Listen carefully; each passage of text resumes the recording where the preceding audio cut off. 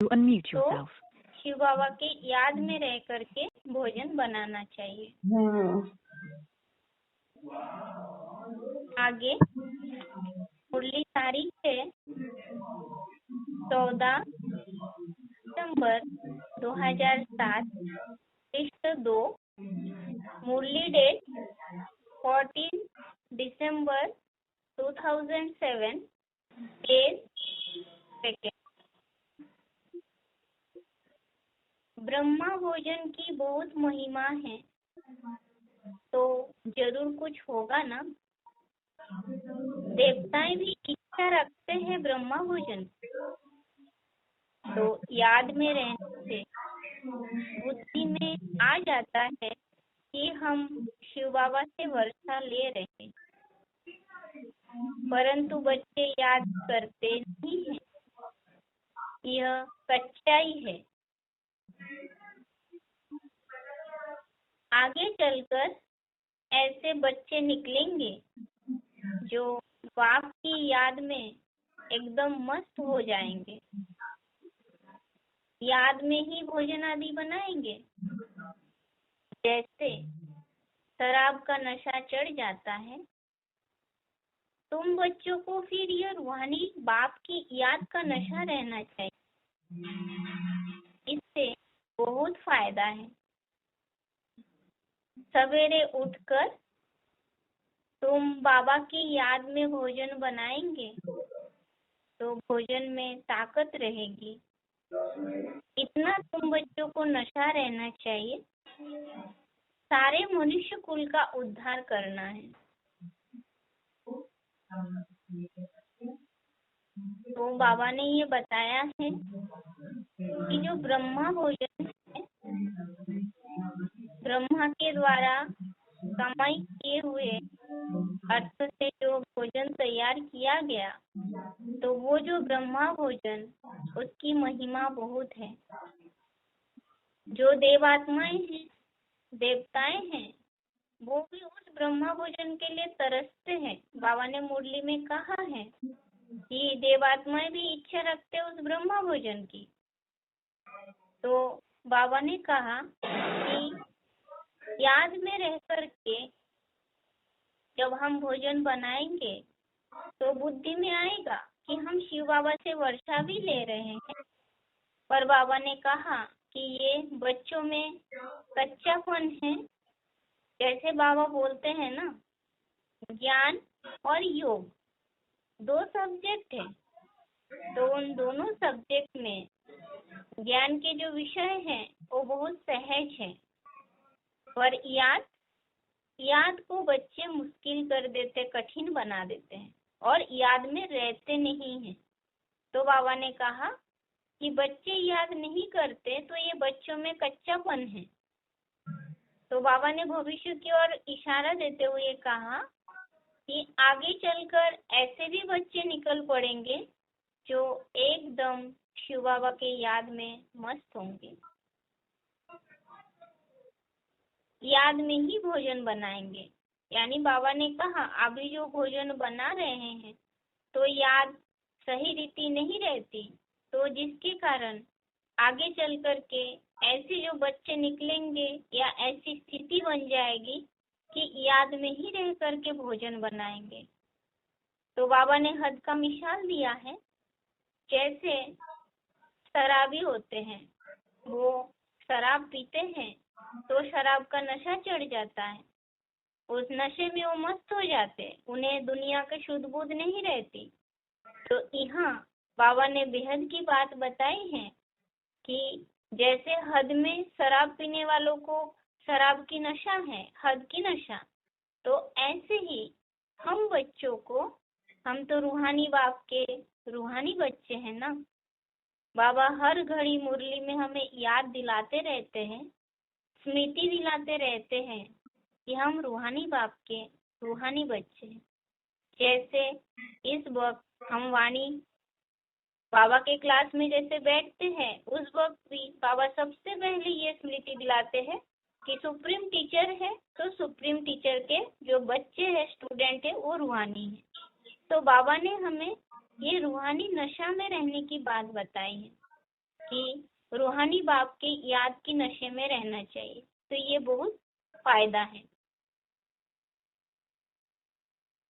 तो बाबा ने बताया जैसे सवेरे हम भोजन बनाते हैं, तो बाबा ने कहा कि ऐसे रूहानी नशा हो, यानी जब आप बर्तन में भोजन पकाते हैं, हद के भोजन की ही बात चल रहा है ये, तो हद में भी हम घर गृहस्थ में रह करके जब भोजन बनाते हैं, तो ऐसे समय पर हमें चेक करना है कि क्या हमें वो स्थिति है, यानी शिव बाबा की याद है। क्योंकि जब हम शिव बाबा की याद में रह करके भोजन बनाएंगे, तब ही उस भोजन में ताकत रहेगी। क्योंकि अगर बिना याद के भोजन बनाया तो उसे कोई ब्रह्मा भोजन नहीं कहा जाएगा। जब परम ब्रह्म याद ही नहीं रहा तो फिर ब्रह्म। तो बाबा ने कहा इतना तुम बच्चों को नशा रहना चाहिए कि हम सारे मनुष्य कुल का उद्धार करने वाले हैं। तो बेहद की भावना, बेहद की सोच, बेहद की याद की पावर जब उस भोजन में भरेगी, तो फिर सभी जो भी खाएंगे उन सबके उद्धार होगा।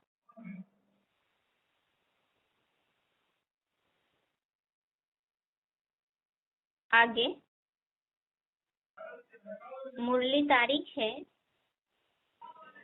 18 सितंबर 76, पृष्ठ 3, मुरली डेट 18 सितंबर 1976, पेज नंबर 3। यह शिव बाबा का भंडारा है। इससे तुमको पवित्र भोजन मिलता है। ब्राह्मण ब्राह्मणियां ही बनाते हैं, इसलिए उनकी महिमा अपरम अपार है। जितना तुम ऊंच होते जावेंगे, उतना भोजन आदि तुमको सब शुद्ध मिलेगा। योग युक्त हो कोई भोजन बनावे तो बहुत बल मिल जाए, वह भी आगे चल मिलेगा।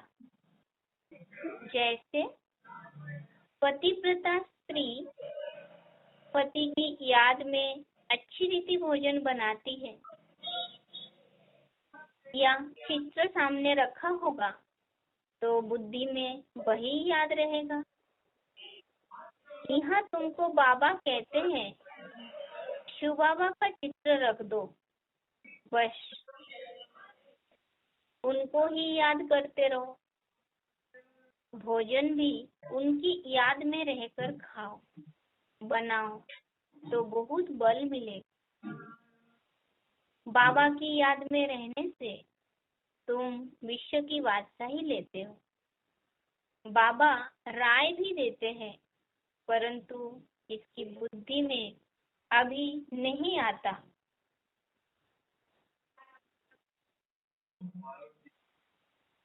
आगे चल हो सकता है।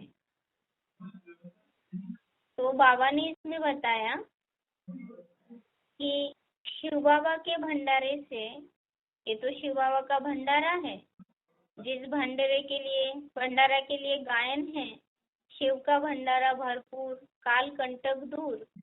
तो इस भंडारे से जो भी भोजन मिलता है वो पवित्र भोजन है। क्यों? क्योंकि बाबा ने कहा कि जो ब्राह्मण है या ब्राह्मणियां हैं वही भोजन बनाते हैं, यानी शिव बाबा के जो बच्चे हैं, जो शिव बाबा को जाने हैं, पहचाने हैं, माने हैं, उनके मत पर चलते हैं, तो ऐसे शुद्ध ब्राह्मणों के द्वारा वो भोजन बनाया जाता है।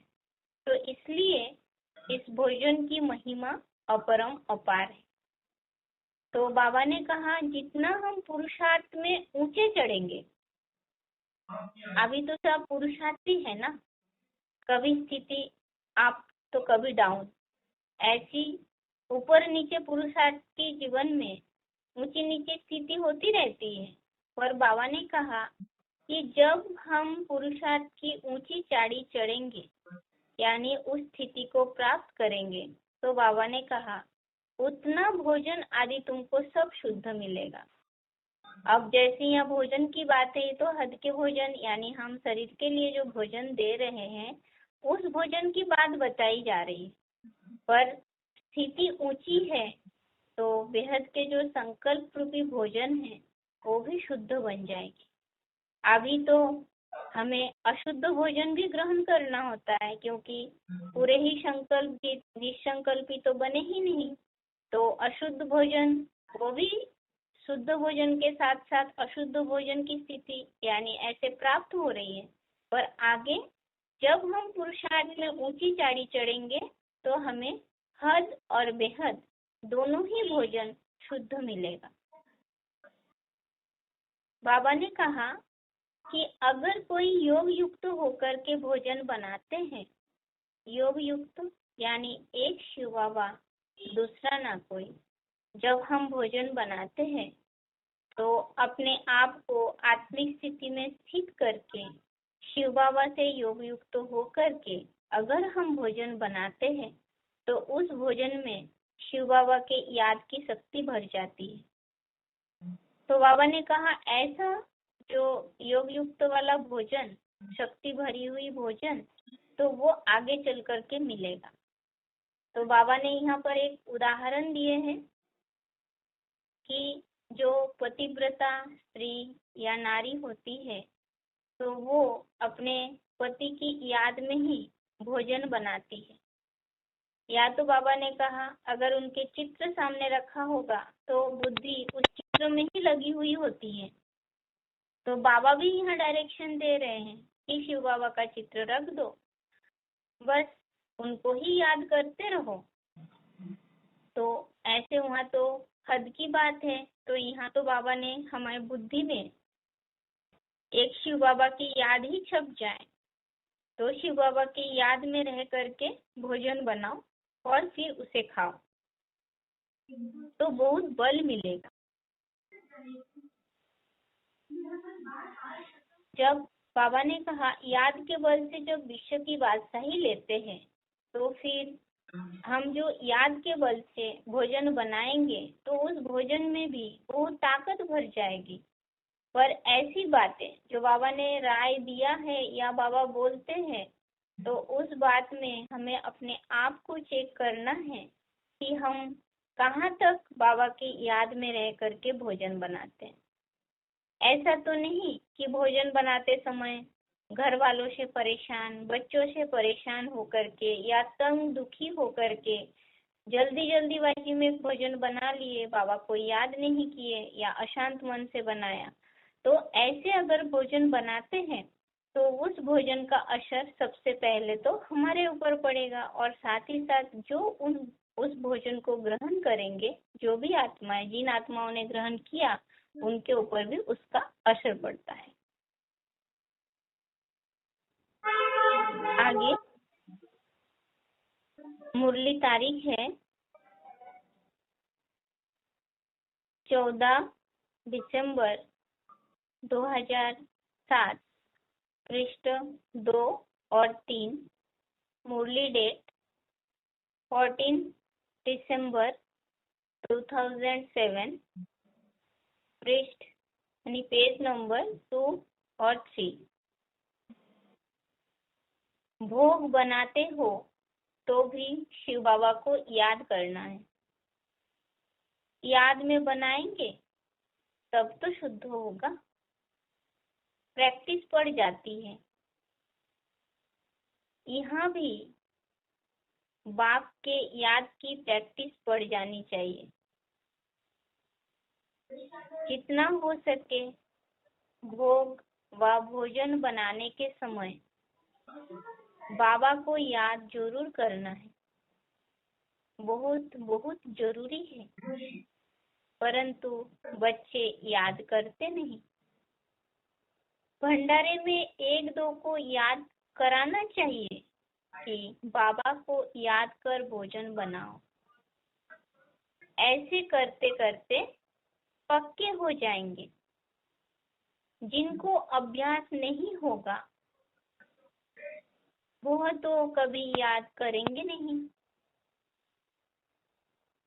तो बाबा ने इस पॉइंट में बताया है कि जैसे हद में देवताओं के लिए भोग बनाते हैं, भोग लगाते हैं, तो वो भी भक्त जो होते हैं वो भी भगवान की याद में जानते तो नहीं है, पहचानते नहीं है, फिर भी उस भगवान के प्रति एक शुद्ध भावना, पवित्र भावना के आधार से वो भोग बनाते हैं। तो यहाँ तो हम बेहद में जो ब्राह्मण हैं शिव बाबा को पहचान लिए हैं, तो हम जब भोजन बनाते हैं तो याद में रह करके ही भोजन बनाना, तभी वो भोजन शुद्ध होगा। तो बाबा ने कहा कि ऐसे याद में रहकर भोजन बनाने की प्रैक्टिस होनी चाहिए। और प्रैक्टिस, बाबा तो बोलते हैं practice makes a man perfect. जब प्रैक्टिस हम करेंगे तब हम परफेक्ट बनेंगे। तो याद में रहकर भोजन बनाने की अभ्यास करने के कारण करत अभ्यास करते करते एक समय ऐसा टाइम आएगा कि जब आप हाथों से करछी हिला रहे या खाना बनाने गए तो तुरंत शिव बाबा में ही बुद्धि उग जाएगी। तो बाबा ने कहा कि ये बहुत बहुत जरूरी है कि याद में रह करके भोजन बनाना। बाबा बार बार यही पॉइंट में बता रहे कि परंतु बच्चे याद करते नहीं। बाबा तो चाहते यही है कि हर एक बच्चा जो शिव बाबा के बच्चे बन चुके हैं, जब वो भंडारे में या किचन में भोजन बनाते हैं, ब्रह्मा भोजन, यानी बनाते समय ही हमारे बुद्धि में बेहद की बात रहे कि हम ब्रह्मा भोजन बनाने जा रहे हैं, और उस ब्रह्मा भोजन को जितने शिव बाबा के याद में रहकर बनाएंगे तो फिर उसमें ताकत भरती जाएगी। तो बाबा ने ये कहा कि भंडारे में एक दो को याद भी दिलाना है, याद कराना चाहिए कि जैसे बाबा बोलते हैं ना शिव बाबा याद है, एक दूसरे को स्मृति दिलाते हैं, शिव बाबा की याद दिलाते हैं। तो वैसे ही बाबा को याद करके भोजन बनाओ, ये बात एक दूसरे को स्मृति दिलानी है। अगर ऐसे गृहस्थ में अगर अकेली माता चल रही है तो बात अलग, अगर परिवारजन सभी मिलके चल रहे हैं तो ऐसे समय पर एक दूसरे को स्मृति दिलानी चाहिए कि शिव बाबा को याद करके भोजन बनाओ। क्योंकि जो व्यक्ति याद दिला रहा है उसे भी शिव बाबा याद आएगा, और जिनको याद दिलाया गया उन्हें भी स्मृति प्राप्त होने के बाद वो भी शिव बाबा को याद करेंगे। तो फायदा तो दोनों की ही है, और उस भोजन में शिव बाबा की याद की ताकत भरने के कारण खाने वालों को भी बल मिल जाएगा। तो बाबा ने कहा ऐसी अभ्यास अभी तो है नहीं, आगे चलकर होगा, पर वो करते करते ऐसी अभ्यासी बन जाएंगे।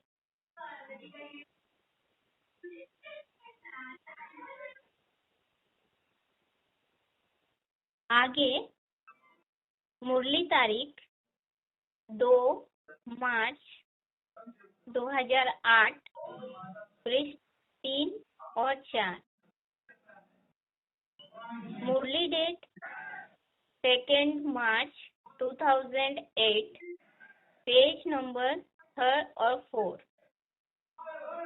देवताएं चाहते हैं हम ब्रह्मा भोजन खाएं, तो बाबा मम्मा और फिर ऊपर से देवताओं की आत्मा आती है, वो बैठ खाती है, फिर भी रुचि से तब खाएगी जब पकाने वाले योगी हो।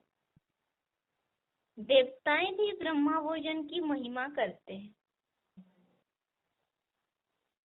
फिर से देवताएं चाहते हैं हम ब्रह्मा भोजन खाएं, तो बाबा मम्मा और फिर ऊपर से देवताओं की आत्मा आती है, वह बैठ खाती है, फिर भी रुचि से तब खाएगी जब पकाने वाले योगी हो। देवताएं भी ब्रह्मा भोजन की महिमा करते हैं। ये पॉइंट हम पहले भी समझ रहे थे कि देव आत्माएं ब्रह्मा भोजन के लिए तरसते हैं। अब जो ब्राह्मण परिवार में, ब्राह्मणों की दुनिया में जो ब्रह्मा बा, मम्मा और इनके जैसे और भी आत्माएं हैं जो सतयुग में जाके देवता बनने वाले हैं, तो इन सभी आत्माओं को चाहे हद के ब्रह्मा भोजन हो चाहे बेहद की भोजन हो, तो उस भोजन के लिए वो आत्माएं भी तरसती हैं। उन्हें भी यही चाह होती है कि हमें भी ब्रह्मा भोजन प्राप्त हो। तो वो आत्माएं ब्रह्मा भोजन ग्रहण जो करेंगे तो हम सभी आत्माओं के द्वारा ही ग्रहण करेंगे नंबरवार। तो बाबा ने कहा वो आत्माएं भी रुचि से उस ब्रह्मा भोजन को तभी स्वीकार करेंगे, तभी ग्रहण करेंगे जब पकाने वाले यानी जब बनाने वाले जो किचन में जिन्होंने खाना बनाया, भोजन पकाया, तो वो याद में रह करके योग युक्त होकर के बनाया हो, तो तब ऐसी भोजन की बहुत महिमा होती है। तो ये जो ब्रह्मा भोजन है यानी सार यही है कि जब कभी भी हम ब्राह्मण आत्माएं भोजन बनाते हैं तो बुद्धि में ये बात हो कि सिर्फ हम अकेले नहीं खाने वाले। जब हम शिव बाबा को याद करके भोग लगा के भोजन खाते हैं तो हमारे साथ साथ देव आत्माएं भी उस भोजन को ग्रहण करते हैं। अब वो तो सब सूक्ष्म शरीरधारी आत्माएं हैं, तो उन्हें रुचि से भोजन तब ग्रहण वो कर पाएंगे जब हम याद में रह करके भोजन बनाएंगे।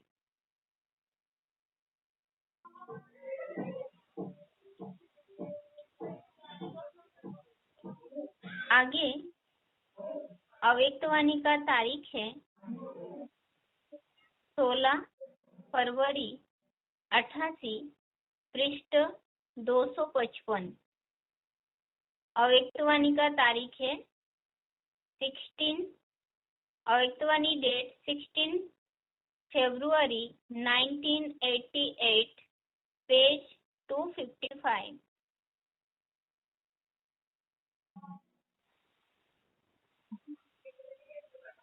आप जैसा शुद्ध भोजन, याद का भोजन विश्व में किसको भी प्राप्त नहीं है। इस भोजन को ही कहा जाता है दुख भंजन भोजन। याद का भोजन सब दुख दूर कर देता है, क्योंकि शुद्ध अन्न से मन और तन दोनों शुद्ध हो जाते हैं। अगर याद में नहीं बनाते और खाते तो यह अन्य स्थिति को ऊपर नीचे कर सकता है। याद में बनाया हुआ अन्न और याद में स्वीकार करने वाला अन्न दवाई का भी काम करता और धुआं का भी काम करता। याद का अन्न कभी नुकसान नहीं कर सकता। फिर से, आप जैसा शुद्ध भोजन, याद का भोजन विश्व में किसको भी प्राप्त नहीं है। बाबा ने इस ब्रह्मा भोजन की इतनी महिमा की है कि हम ब्राह्मण आत्माओं को जो भोजन प्राप्त होता है तो वो भोजन कैसा है? शुद्ध है, पवित्र भोजन है। तो ये तो याद में बनाया गया भोजन है ना। तो आप हद में भी सोच के देखेंगे और बेहद में भी सोच के देखिए कि हम मुट्ठी भर ब्राह्मण आत्माएं शिव बाबा को पहचाने हैं, तो बेहद के रूप में शिव बाबा को याद करके बेहद की खुराक खाने वाले हम मुट्ठी भर ब्राह्मण हैं। और हद में भी हद का भोजन बनाने के लिए बाबा की याद में रह करके जब हम हद में भोजन बनाते हैं तो ऐसा याद वाला भोजन जिसमें शिव बाबा की याद की ताकत भर जाती है, तो ऐसा शुद्ध भोजन तो दुनिया में किसी को भी प्राप्त नहीं है। तो हम कितने भाग्यशाली आत्माएं हैं। और इस भोजन अर्थात जो शिव बाबा की याद में बनाया हुआ भोजन, इस भोजन को ही बाबा ने कहा कि दुख भंजन भोजन। अब दुख, शारीरिक दुख भी है तो मानसिक दुख भी है, कोई तन से परेशान तो कोई मन से परेशान। तो बेहद के भोजन जब हम शिव बाबा की याद में रह करके शुद्ध संकल्प के अन्न रूपी खुराक ग्रहण करेंगे तो कोई प्रकार का मानसिक दुख भी नहीं प्राप्त होगी। और तन के शारीरिक दुख बाबा ने कहा जब याद में रह करके भोजन बनाते हैं तो वो भोजन शारीरिक दुख को भी दूर कर देते हैं। तो याद का बनाया हुआ भोजन, सिर्फ इतना विश्वास होना चाहिए, हमें अपने ऊपर भी विश्वास हो। शिव बाबा की याद में रह करके अगर हमने भोजन बनाया तो उसमें उतनी शक्ति भर जाती जो लोगों के दुखों को हरने के लिए निमित्त होते हैं। तो हम अपने दुखों को भी हर सकते हैं, हटा सकते हैं। साथ ही साथ इस शुद्ध अन्न को जो ग्रहण करेंगे, जो ग्रहण करता जाएगा उन सब की दुख दूर होता जाएगा। और बाबा ने कहा कि इस शुद्ध अन्न का असर तन पर भी तो मन पर भी होते हैं। बाबा ने ये तो इस भोजन के फायदे बताए हैं कि इसका फायदा क्या है, हमारे सब दुखों को दूर कर दे अगर वो भोजन हमने याद में बनाया तो। आगे बाबा ने कहा कि इसके नुकसान, कि अगर हमने बाबा के याद में नहीं बनाया तो बाबा ने कहा बिना याद के भोजन जो है वो हमारे स्थिति को ऊपर नीचे कर सकता है। तो ये तो ब्राह्मण आत्माओं के लिए बहुत नुकसानकारक है। जैसे बाबा बोलते हैं कि दो दोष सबसे बड़ा है, एक है अन्न दोष और दूसरा है संग दोष।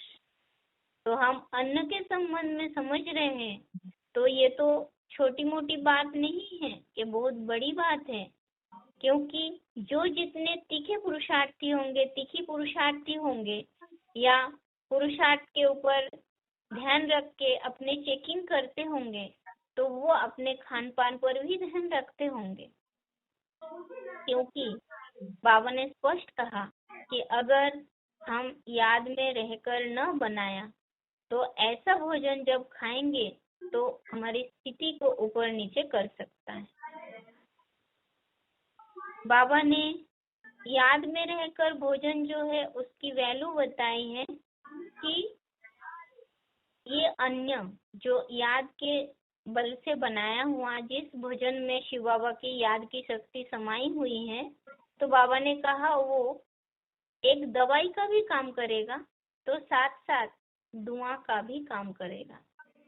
तो दवाई और धुआं, जैसे मन में ये भ्रम रहता है कि हम ये खाएंगे तो ऐसा हो जाएगा, वो खाएंगे तो वैसा हो जाएगा, पर बाबा का कहना है ये कि अगर शिव बाबा के याद में रहकर बनाया गया भोजन है उसमें हमने कोई प्रकार की मिक्सचरिटी नहीं किया, यानी एक शिव बाबा दूसरा ना कोई, बाबा के याद में रह के बनाया है तो वो दवाई के रूप में काम में आ गया और वो दुआ का भी काम करेगा। जो भी भोजन ग्रहण करेंगे उन्हें, जैसे आप अगर शिव बाबा की याद में रह के शांत चित्त होकर के निसंकल्पी होके भोजन को बनाया पकाया सिर्फ बाबा की याद में रहकर, अब देखिए घर के अशांत सदस्य अगर उस भोजन को ग्रहण करते हैं तो उनके मन में शांति जरूर प्राप्त होगी। तो वो क्या है, भोजन ग्रहण करने के बाद जब उन्हें शांति की महसूसता होगी तो क्या वो दुआ नहीं देंगे। तो ये याद में बनाया गया भोजन दवाई के साथ साथ दुआ की भी काम करती। और बाबा ने स्पष्ट कहा है कि याद से बनाया गया अन्न कभी नुकसान नहीं कर सकता। तो इतना निश्चय विश्वास शिव बाबा के यज्ञ में जो ब्रह्मा भोजन है उस भोजन के प्रति होना चाहिए।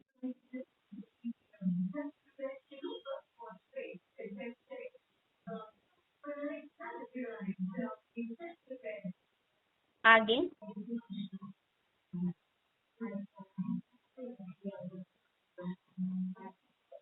अव्यक्तवाणी का तारीख है 19 अक्टूबर 87 91। अव्यक्तवाणी डेट 19 सितंबर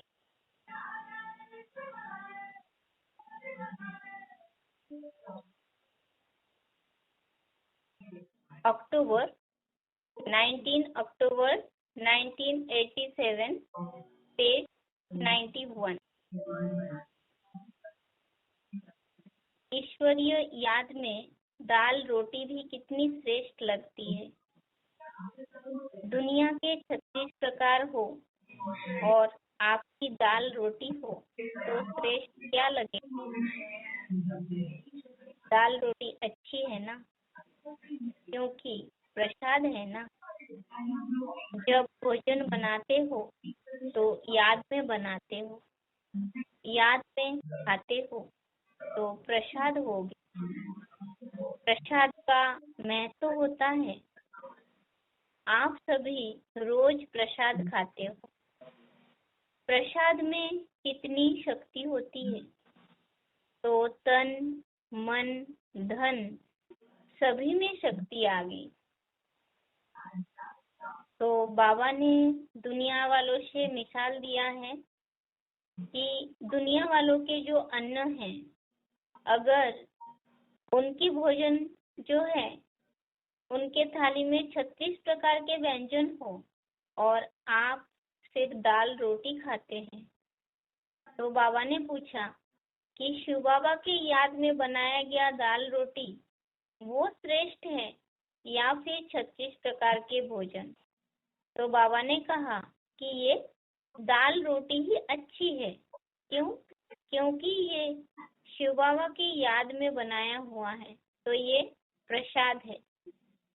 तो ये तो हद के प्रसाद और बेहद में है प्रसन्नता। तो जैसे भोजन बनाते समय याद में रह करके बनाते हैं, तो वो खाने वालों को भी प्रसाद ही महसूस होगा। क्योंकि मंदिरों में जो प्रसाद लगाया जाता है, भोग लगाया जाता है, तो कितने भावना के साथ उस प्रसाद को ग्रहण करने वालों में कितनी भावना होती है। तो ऐसे ही हम तो कितने भाग्यशाली हैं कि हम सभी रोज प्रसाद खाते हैं, रोज बेहद में ब्रह्म भोजन खाते हैं। तो उसे ब्रह्मा भोजन समझ करके, प्रसाद समझ करके जब हम ग्रहण करेंगे तो उसमें कितनी शक्ति प्राप्त होगी। तो बाबा ने कहा तन में भी शक्ति, तो मन में भी शक्ति, धन में भी शक्ति, सभी में शक्ति आ जाता है। तो इस ईश्वरीय याद में बनाई गई दाल रोटी भी 36 प्रकार के भोजन से अधिक श्रेष्ठ है।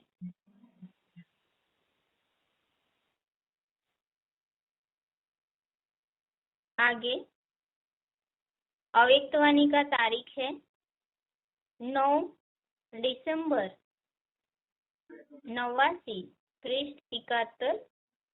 अव्यक्तवाणी डेट 9 दिसंबर 1989 पेज नंबर 71।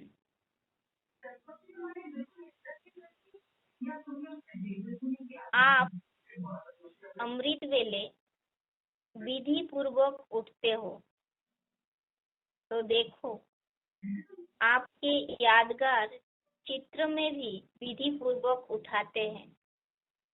कितना प्यार से उठाते हैं। है जड़ चित्र, लेकिन कितने दिल से स्नेह से उठाते हैं। उठाते भी है तो खिलाते सुलाते भी हैं, क्योंकि आप इस समय याद के विधि पूर्वक करते हो।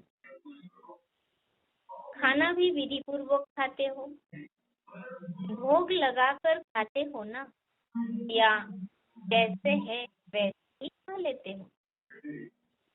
ऐसे तो नहीं किसी को खाना देना है, इसलिए में भोग नहीं लगाया। अगर किसको देना भी है, कोई मजबूरी है, तो भी पहले अलग हिस्सा जरूर निकालो। ऐसे नहीं किसी को खिलाकर पीछे भोग लगाओ। विधि पूर्वक खाने से सिद्धि प्राप्त होती है, खुशी होती है, निरंतर याद सहज रहती है। बाबा ने इस पॉइंट में बताया है कि जैसे भक्ति मार्ग में भक्त की बात बताई कि वो भक्ति मार्ग में भक्त लोग क्या करते हैं, जो चित्र रखते हैं तो उस चित्र को सुबह सुबह विधि पूर्वक उठाते हैं, भावना के साथ प्यार से दिल से उठाते भी हैं, फिर श्रृंगारते भी हैं, खिलाते भी हैं, सुलाते भी हैं। वो जो भी कर्तव्य करते हैं बहुत प्यार से करते हैं। क्यों? उसका कारण क्या है? क्योंकि उसका कारण है अभी वर्तमान में हम सभी के ब्राह्मण जीवन। जैसे हम नियम प्रमाण अमृत वेले विधि पूर्वक उठते हैं, जो बाबा ने समय दिया है 1 बजे से 5 बजे तक अमृत वेले का समय है।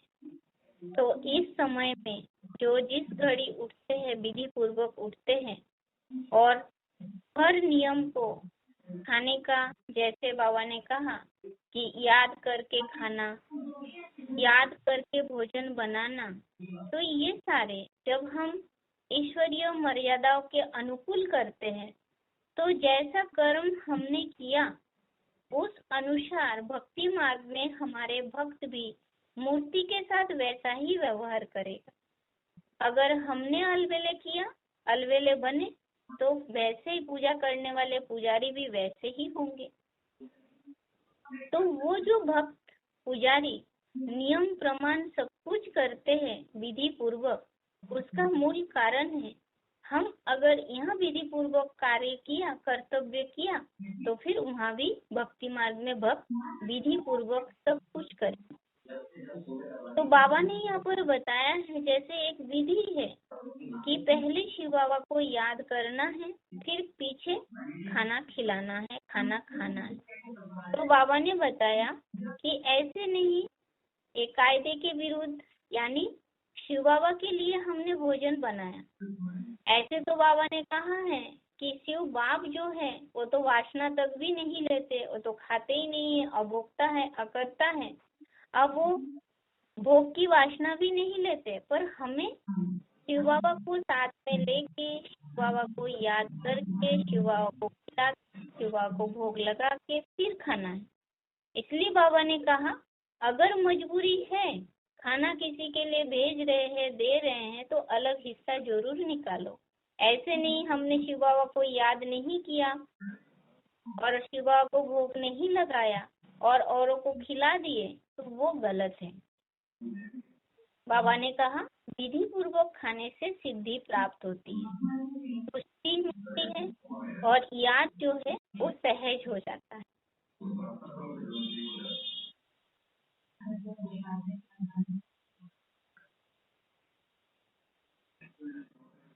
तो जो पॉइंट अब तक समझे हैं उसे एक बार शॉर्ट में सार में देखते हैं।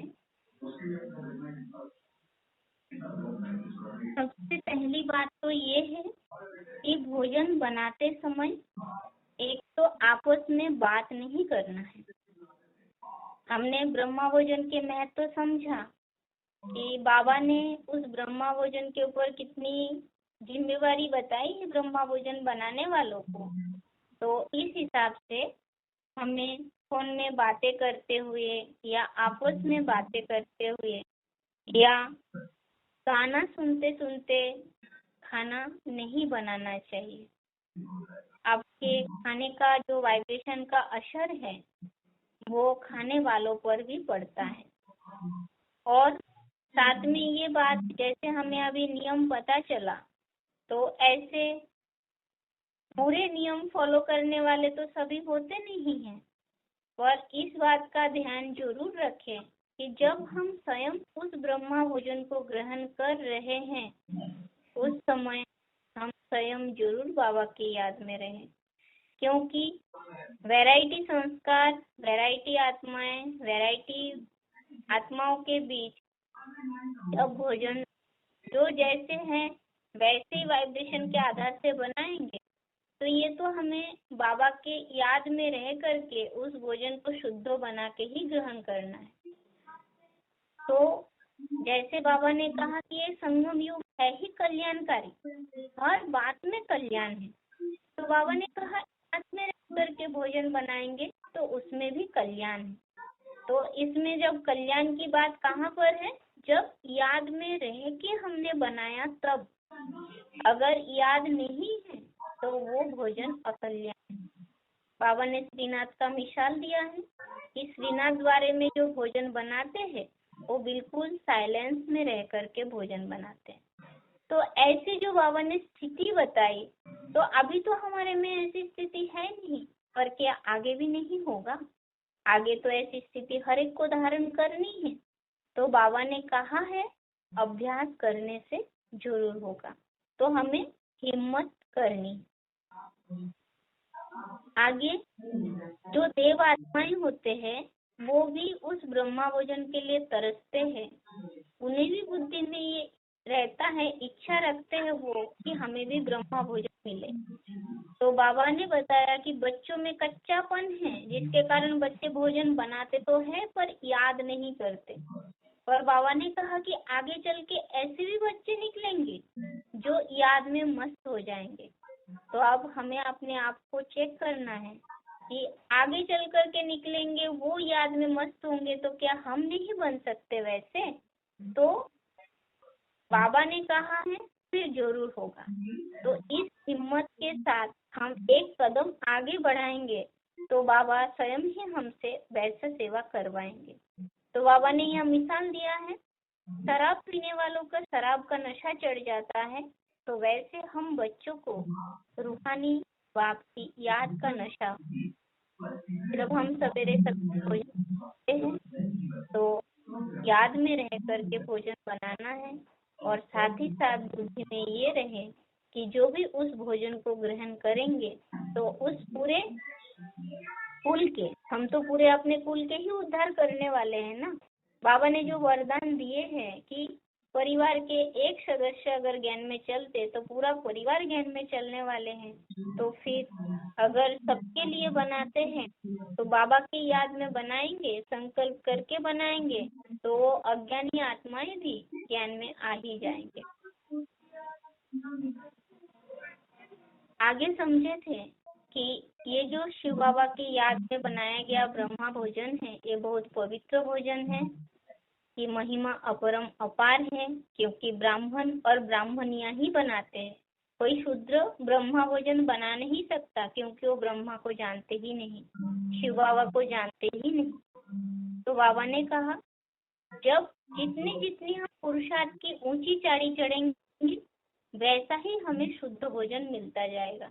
तो ये शुद्ध भोजन मिलना ये भी हमारे अपने हाथ में है कि जितना हम याद में रह करके बनाएंगे, जिसके लिए मिसाल बाबा ने पतिव्रता स्त्री की दिए है कि वो उनके याद में भोजन बनाते हैं। तो यहाँ हमें एक शिव बाबा दूसरा ना कोई ऐसी स्थिति में रह करके भोजन।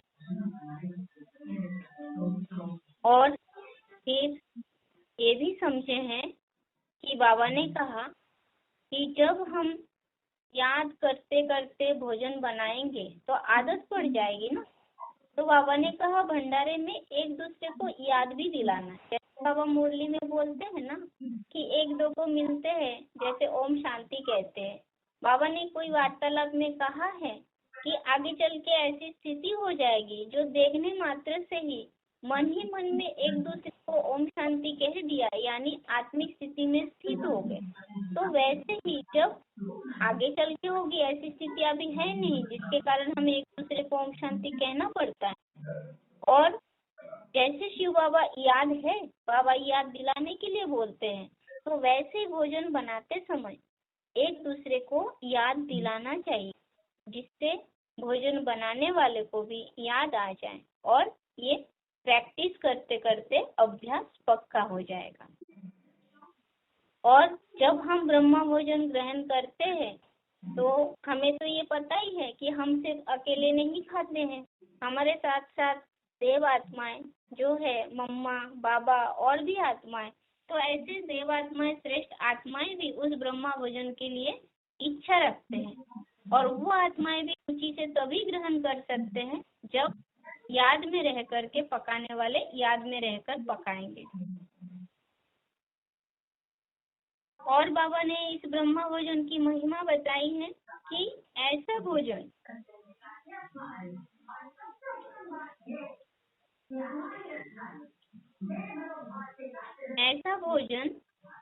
विश्व में सिर्फ दुनिया की बात यानी भारत की बात नहीं, पूरे विश्व की बात बताई बाबा ने कि पूरे विश्व में किसी को भी प्राप्त नहीं होता। और इस भोजन को कहा गया है दुख भंजन भोजन।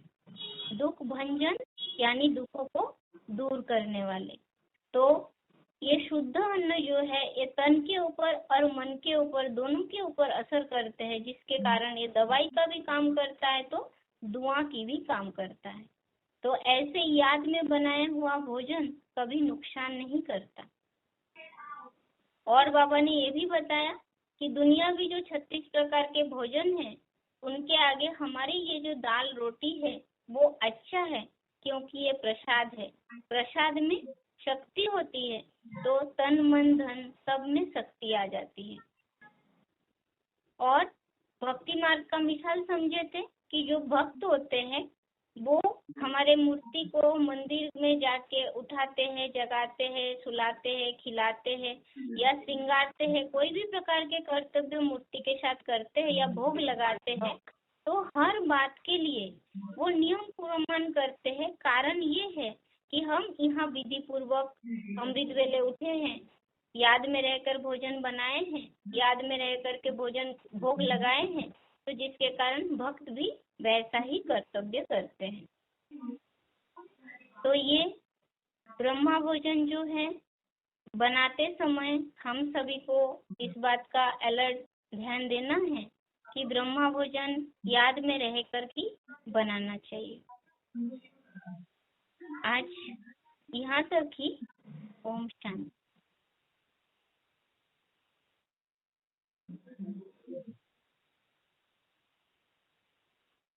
Thanks for using WebEx.